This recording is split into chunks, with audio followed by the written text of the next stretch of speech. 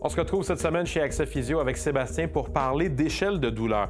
L'échelle de douleur peut être utilisée, je crois, Sébastien, sur le banc tout de suite après une blessure, c'est-à-dire que lorsqu'un adulte ou un jeune vient d'avoir un coup sur la patinoire, vous, comme physiothérapeute, je suppose que c'est un bon repère pour vous de demander aux jeunes à quel point il se sent mal avec la douleur qu'il a?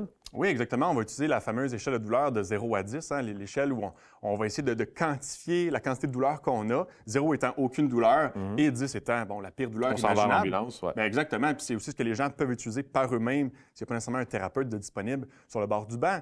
La façon qu'on va l'utiliser, c'est qu'une douleur qui va être dans le 3 et moins, de 0 à 3 sur 10. On parle justement d'un inconfort. Nous, en tant que thérapeute et même les gens à la maison, c'est de monitorer. Est-ce que ma douleur s'améliore? Tant mieux. Reste stable, ça n'empêche pas de jouer. S'aggrave, oups, là, il faut peut-être que je change de ma façon de gérer ça, parce que si je tombe du 4 à du 6 sur 10, on est mieux d'arrêter de jouer à ce moment-là. C'est bien certain pour ne pas risquer d'aggraver la condition.